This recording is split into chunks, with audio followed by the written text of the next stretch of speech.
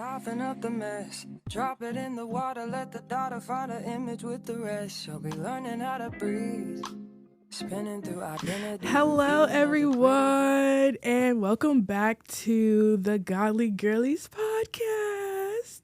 I am your host, Aikiera, and as you can see here, I have a special guest joining me for Wisdom Wednesday. Would you like to introduce yourself? Yeah. Hi, I'm Ashleigh. I was a student at the University of Dayton until May of this past year, so I graduated. I studied psychology and had a minor in social work and family development. And currently I'm in Madison, Wisconsin. I work for Epic as a project manager. I know, big sad. I miss everybody at Dayton so much.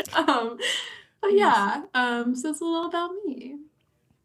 So, like I said, Ashleigh is joining us for Wisdom Wednesday. So we're kind of just going to be going into like a brief start on like how she came to the faith, how her college experience was, and more so diving into what her transition was like from college to what she's doing now and all the challenges that came with that. And then we'll have some questions from the poll. So once again, if you guys are not following the social media, it's going to be down on the bottom of the screen and also in the description so that you can submit your questions whenever we have a guest.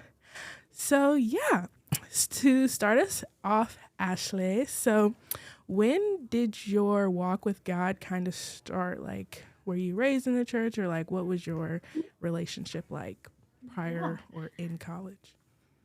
Yeah, so when I was little and growing up, I was actually raised Catholic. And yeah, went to Wednesday night like CCD classes or CCC classes. I have bad memory. I never remember the actual letters. But yeah, so it was like going through learning about sacraments and things like that. In middle school, went through confirmation, which is just us confirming our faith and things like that. So I've always believed in God. But when I got into high school, I kind of just wasn't really feeling anything. I wasn't really feeling a connection. My family had kind of stopped going to church. We had a lot of different things go on that I think just kind of left them a little jaded, right, for about the church. And so they kind of stopped going. So then if they weren't going, I wasn't really going.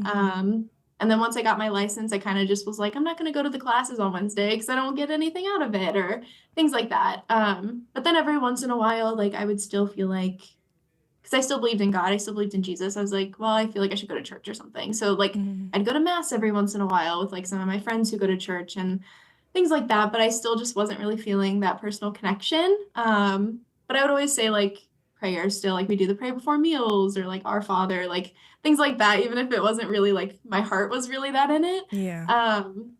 But then it was like my senior year of high school. I started becoming friends with some people who went to like a Protestant church. And one of my really good friends that I literally still love dearly and talk to every once in a while. So her dad was a pastor at that church, and she had kind of just like adopted me a little bit. Like we would just hang out so much right after graduating high school. And so like that summer, she invited me to some Bible studies and invited me to like just like live life with her. And she wouldn't call herself this, but she was my discipler at the time, right? Like she was living life with me and showing me like how Jesus worked in our everyday life. And so I feel like that summer is what really prompted me to start trying to give my life over to Christ, even though I didn't really know what that meant or looked like for my personal life. But that's when I started doing more like Bible reading on my own and like having my own devotional time like that. And then it was like my freshman year of college. So my friend, her name's Autumn, her family had told me that Chi Alpha was at the University of Dayton and that I should join it. And so I did. And that was pretty much where I learned like the more practical steps of like what it means to have Jesus be in your life and like giving your life fully to him. And so obviously it was not like a right away thing. And I think I can't say there was ever one moment where I was like, I'm giving my whole life. It was like I had been doing it periodically, right? Because it was like I believed in God. And then I started learning like, oh, believing in God and like living for God is different. And then it was like giving little pieces here and there. But my sophomore year, I was rebaptized in the pool at Fall Breakaway, which is so Yeah, fun, so double dip. exciting. But yeah, so I think like honestly, after that moment, that was like October 2020, I think. Like after that moment, I feel like that's when I really started to like radically change a little more. Or maybe it might have been 2021. It might have been my junior year. I don't know. Either way. I feel like that was like kind of my like redefining moment of like, Ashley, like you are officially like this is like you are living for Christ, right? Hmm. And so yeah, it just started being more like I started giving God more my future at that point. Like Mm. leading up to that, I was pretty set. I was like, I'm going to be a psychologist or a therapist. Like, and then I was like, oh, social work. Like, I'm going to do social work. But then, um, after like my rebaptism and after just kind of like learning a bit about like missions and like being a missionary, like I felt like the Lord was kind of like giving me some excitement for that kind of thing. And I was just like, oh, weird, right? Um, but just like in my own abiding time and as I would hear like stories like at Salt or like other things, or we went on like a weekend mission trip, like I just started like feeling that kind of pull. And so Hmm. I was like, well, that would like really be like radically giving the Lord my future. It's just like, yeah, I'll do this. But yeah, on the summer of my junior year, I went on like an international mission trip. Hmm. And on the trip, I was baptized in the Holy Spirit and I was called to be a missionary. And I was like, well, this is crazy. But that was like, I don't know. I like that was the full submission, I think, of my life was officially giving him my whole future. Hmm. Um, but like leading up to that, it was like that took a lot of like prayer. It took a lot of like scripture reading and actually learning what it means to align my life with Christ. And like obviously like I wasn't doing that alone, right? I had people in Kaiop who were discipling me, and then I became a Bible study leader and I had to disciple others. And it was like all things like that. But I'm trying to think. I don't know. Like I feel like I go on a lot of side tangents. I don't even know if that really I feel like fully answered the it summed it question. up very well. Like you talked about how you started in the faith, and then all the way through your college transition. You did so good. Thank you. Of I'm trying to learn to course. be more concise. So, Well, on the podcast we have time, so. so true. But yes, I feel like you summed it up very well.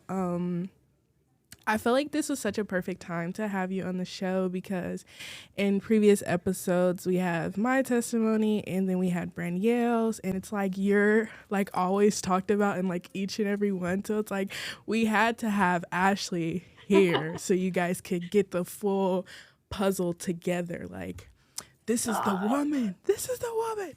Um no. First of all, let me just say I'm so honored because, oh my gosh, the Lord is working through you guys so much. I am so thankful that like you all were a part of my journey as well. So I just wanted to say, like, I would talk about you guys all the time. So Same I girl, love same. it.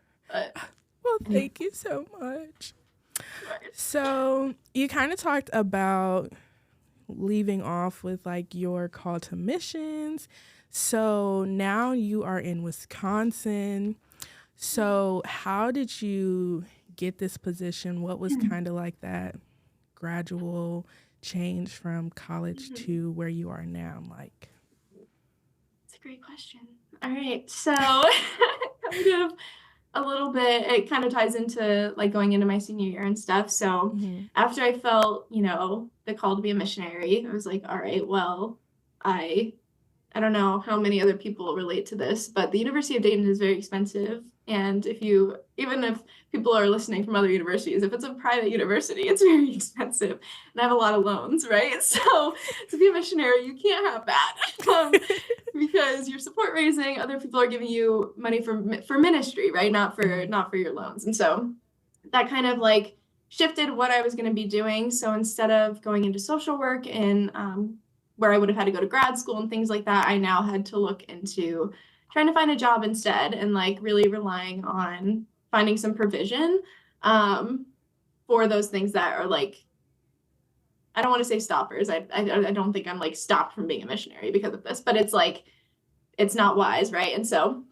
anyway, wanted to discover what other things I could do, right? And luckily, like psychology is very broad, so I was able to kind of like apply to kind of random jobs. So I was applying to like to sales jobs. I was applying to like project management jobs, things like that. And I actually, for this job specifically, I wasn't even going to apply. But then it was, see, this is for the girlies, right? Okay, so so it was actually my ex's mom that was like, you should check out that job. And I was like, all right, because at the time I was still dating him. And love him. I think he's doing great.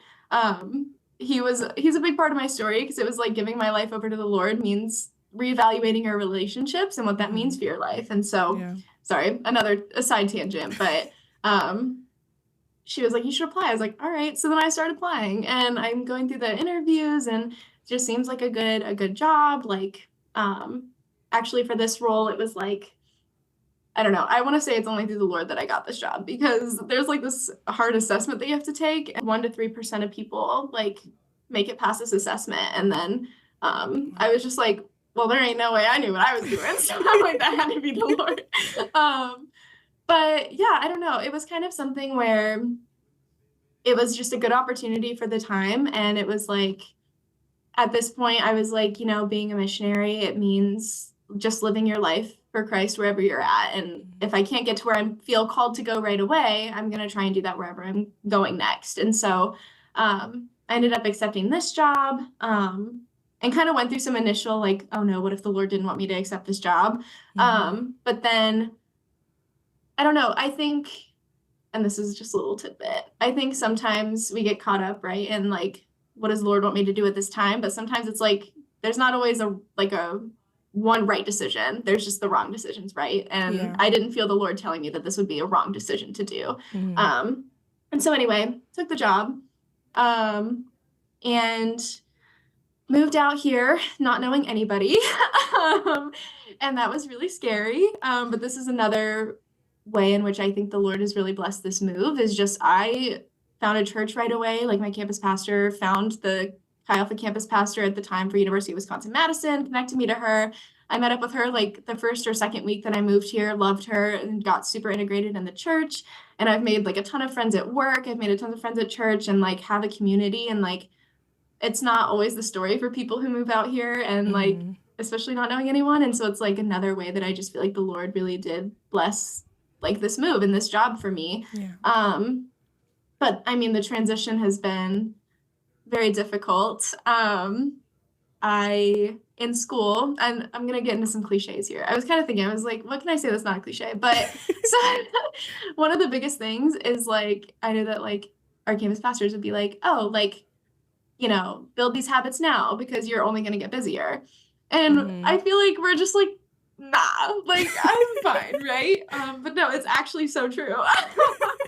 I think that has been one of the toughest things so far is trying to balance having like a proper abiding time as work gets busy. And I'm also starting to do kind of like some side classes for like credentialing and like pastoral things and trying to like learn how to balance doing that on top of work when it's really busy, on top of trying to have a personal abiding time. Like that has been probably the most difficult.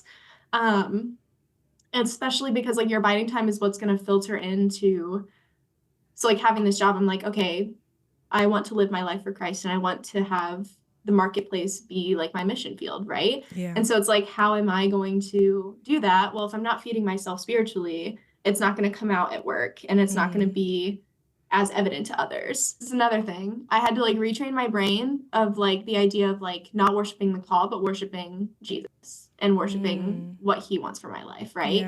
And so it's like, yes, I feel called to be a missionary and I want to be working towards that, but that should not be the focus. The focus should just be obeying Jesus in my life. And like, if that means that like I'm going to be taking these classes and doing credentialing, or this means that like I'm going to be a missionary next year. It's like, I can't worship the idea of being a missionary and like letting that be my focus. I need to just live for Christ where I'm at, and he will guide me when it's time. That's been the hardest thing is knowing when it's time to go.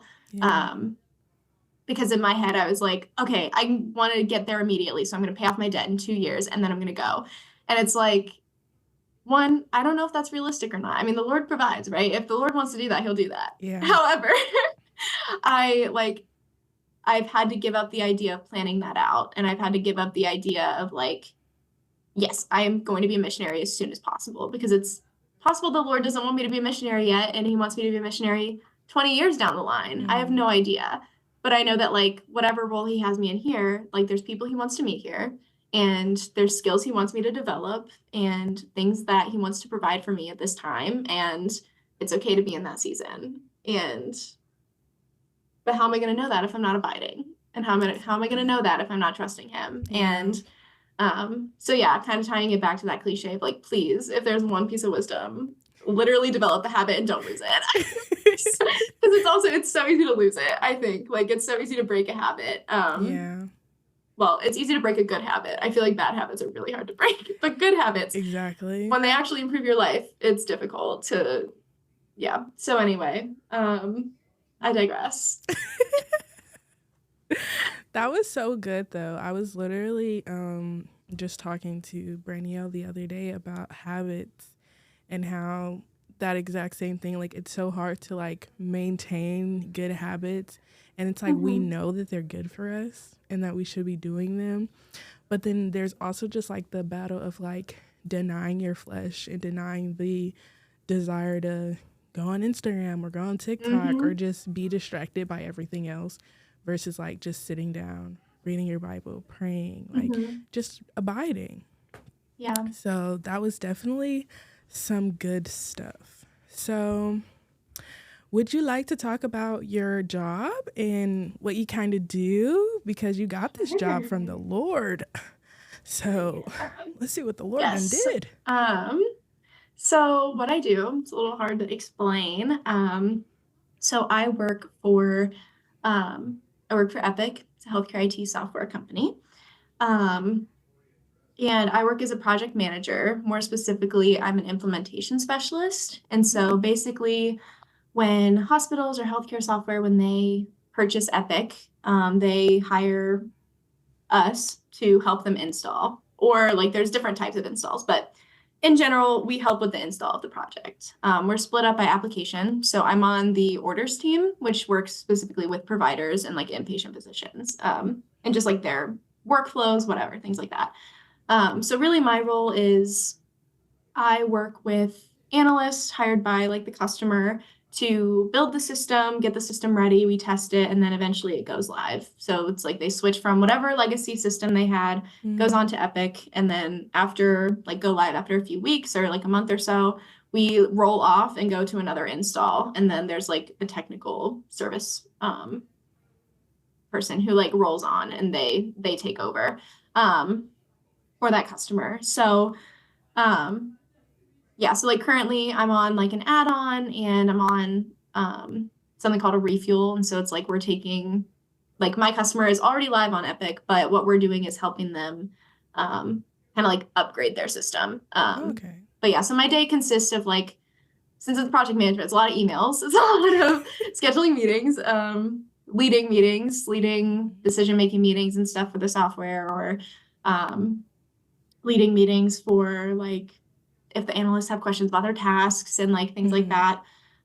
So then there's also like a technical piece of like I have to understand like the build of the software or like things like that. Yeah. Um, Typically this role like has a lot of travel. Mine is not super travel heavy because my projects are a little different. Um, but yeah, it still gets very busy. Typically working over 40 hours a week. Like it varies between, yeah. So it's a very busy role. But I mean, they pay very well. Um, and I've met a lot of really cool people. So like I mentioned, like when I started, um, Epic is known for getting people like right out of college. And Mm, so when I started, it was a bunch of people my age, a lot of people who moved here not knowing anybody else. And just like yeah, I have like an office mate, so I have like built-in bestie. We love Zach. Zach is so cool. And I'm an extrovert, so it's like I love having people all the time, every day yeah. that I can talk to. Um, and yeah, so like some of my closest friends I've made are through like the first day that I started, because we have like five of us that started same application, same role, same day. So we're all really close, and I get to have like really cool conversations with them all the time. But yeah, so that's kind of my job. It's kind of my role. It's kind of hard to explain. But yeah. So Wow, that's so crazy. Like, you're really doing big girl stuff. Like, this is it's so this is the real hard. adulting. Oh my The goodness. girl thing, I don't like being an adult. I'm gonna tell you. That's the hardest part, is having an adult. Like I can't be in control of this many decisions. But you are, and you're doing it, like, and you're getting it done. I'm I'm so done. happy for you. I just think it's so crazy how like the position was like something you didn't expect, but like now you like lead meetings, and like when you were on campus, you led our Bible studies. So it's just like one type of leadership to another. Girl, you were built for this. Stop, too much. But no, that's another really cool thing of like I feel like how the Lord has provided, right? It's like he put me in this role with like these skills that I gained from like the ministry or even like my on-campus job and stuff. It's like Mm-hmm. he prepared me to be here, even though I Yeah, didn't realize it. So it's been like really cool. exactly. God is so good. So Period. I'm going to jump into the questions because we got Yes. a lot. So first I'm gonna get through the shout outs that weren't actually questions. Megan says, no question, just tell her that I love and miss her so much. Yeah, I might cry, but that's Get the tissues, girl. Branielle says, hi Ash, it's Branielle. Love you, girl queen. And yes, now on to the actual questions. So one question we have is, I don't know if I should say the person. I feel like they wouldn't care. Branielle says, how does it make you feel to know that you've changed people's lives?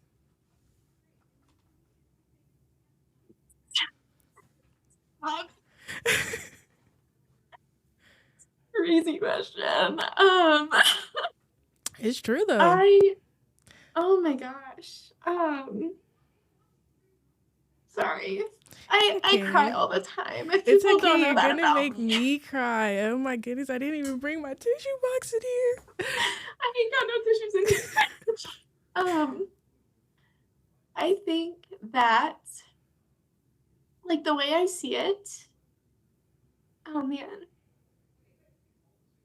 I mean, the way I see it is like it wasn't me, right? It's the Lord working through me. Mm-hmm. Um, and I think the way it makes me feel is it makes me feel like so blessed and honored that like I am so flawed, right? Like I'm so not perfect. Like even now it's like there like I go days sometimes without like touching my Bible. Like I'll pray, but it's Mm-hmm. like there's still things where it's like, oh man, like adulting is hard and I don't feel this or I'm not feeling like this, but it's like Yeah. to know that the Lord is still willing to use me in ways that like I could never imagine on my own. Mm-hmm. Um it just makes me all the more grateful for him and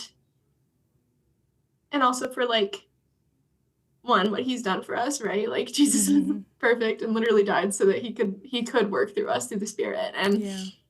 um but it also just makes me like just feel so like undeserving yet so loved because it's Mm-hmm. like not only do I feel loved by him, but then I feel loved by the people he's worked through or like worked into, right? Like Yeah. you and Megan and Branielle and everybody else that I like had such like a pleasure to like be even just like walking alongside. Like it's like, oh man, it's just so much, isn't it? It's just such a like a large blessing. It's like sometimes you just can't even put words into it, right? It Yeah. just I think it just makes me feel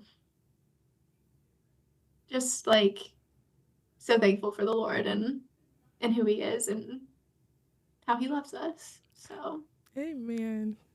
Well said. Well said. Okay. Now that the cries are out the way, I feel like we should have started with that, so you can cry and then you'll be Mhm. refreshed, okay?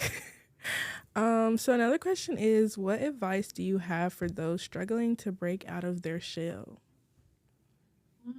I think evaluating I mean, I think the first step is like bringing it to the Lord of like, why am I in the shell, right? Like, Mm, is it like, am I nervous of like what people are gonna think, or am I nervous about like what could happen? Like, is it the uncertainty? Like, think about like what what the shell is and why you're in the shell. And like the Lord will Mm, reveal that, right? Like yeah. if you're really wanting to like invest in that, like the Lord is respectful and kind and he wants to like help you through those things. Like Mm-hmm. please bring it to him. I think like in my own journey, like I have always been like very extroverted, but I think I haven't always been super bold or like I don't typically say things on my mind or like I still like had a lot of anxiety of like what are people thinking of me all the time. Yeah. And I think that kept me from being my full self. Mm-hmm.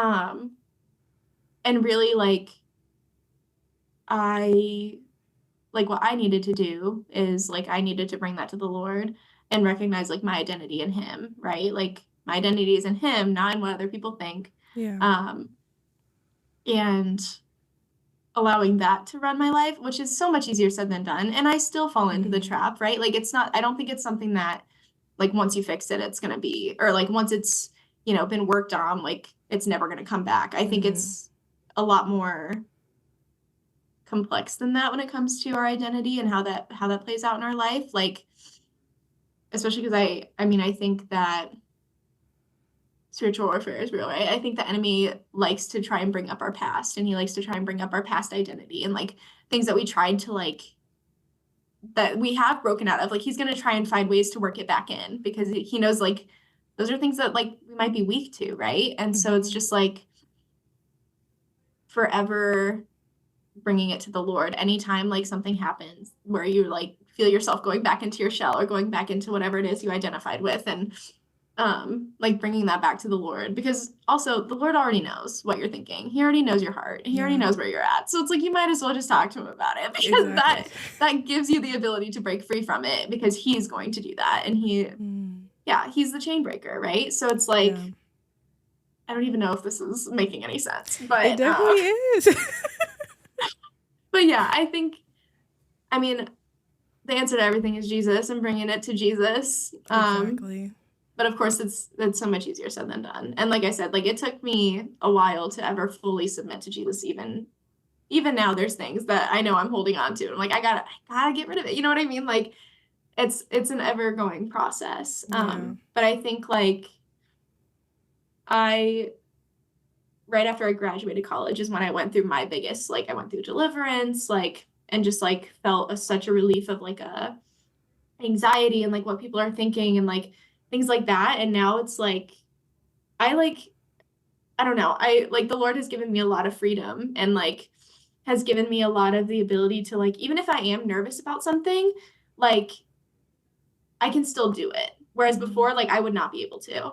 And I would just crawl back. I'm like, nope, I'm not going to do it. But now it's like the Lord has like allowing him to give me the strength to do things has really Mm-hmm. helped with breaking out of my shell and Yeah. like not letting my nervousness or anxiety keep me from actually doing the thing but like Mm. giving that to him and like whether that means like praying beforehand or like trying to do something but it's like kind of just like stepping out in boldness like that is literally from the spirit like I cannot even say I did anything for that it was just like what I did though is I just like I tried to bring it to him like Mm-hmm. and I still continue to try and do that if I feel those things coming in and so yeah, I don't know if that's a good answer. That was really good. I feel like you definitely covered it very well. Like you said, like the answer is literally always Jesus.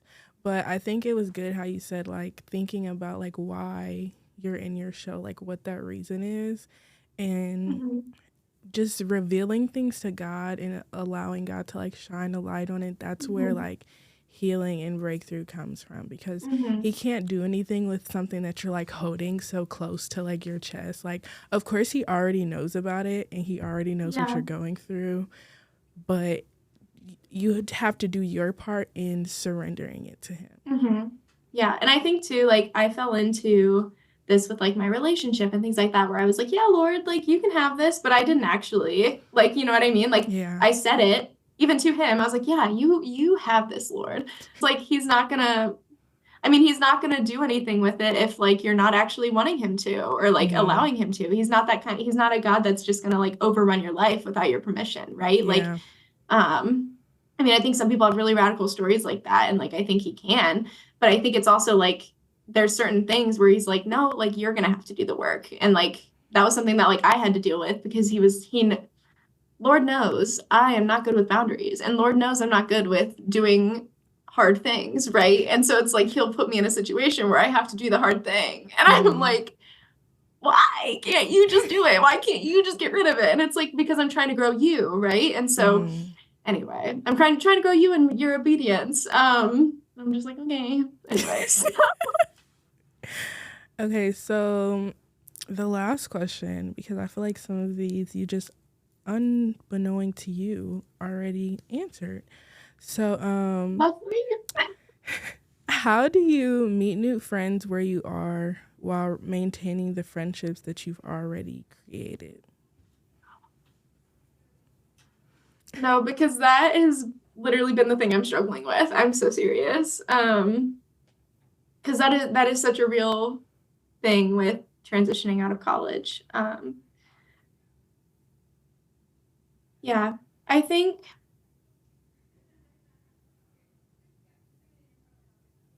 it is like it's a stumper because I'm like it's something I'm currently trying to figure out. I think it's part of it comes with understanding and wisdom of like adult relationships, and adult relationships are a lot different, I think, once you start working and start doing these things. And you move away, it's like we have to have the understanding of I may not be able to talk to them as often as I want anymore. And I may not be able to see them all the time, but that doesn't mean I don't love them. You know what I mean? And it doesn't mean I don't think about them often. Like you all, like, I want to talk to you guys all the time, of course. Like I think about you all so often. Yeah. But it's like recognizing that even though I don't see you all every day, or even though I can't talk to you all even every week or every month, it's like that doesn't mean I'm not loving on you and praying for you and still like have a role in your life, right? Like we still all talk about each other. Like I just mentioned, like you mentioned too. It's like we still have the ability to be in each other's lives. And I think that's the thing is like that's adult friendship, right? Is like having the ability to like every couple months just give a call, be like, hi, like I miss you. How are you? All right. Like it might not be as consistent, but and like the relationship is different because it's like I'm not living on campus, right? I'm not seeing all the same people, but that doesn't mean the friendship isn't there. And so I think to kind of answer the question, I think it's like because also, well, to tie it back a little bit or like back it up a little bit, it's also because if I'm focused on only the relationships that I've had, right, in college or in my past, then how am I going to, or how is the Lord going to use me in other relationships that are here, right? And other people that he wants me to meet. And so I can't allow my heart to like stop giving love because that's not Christ, right? Like, and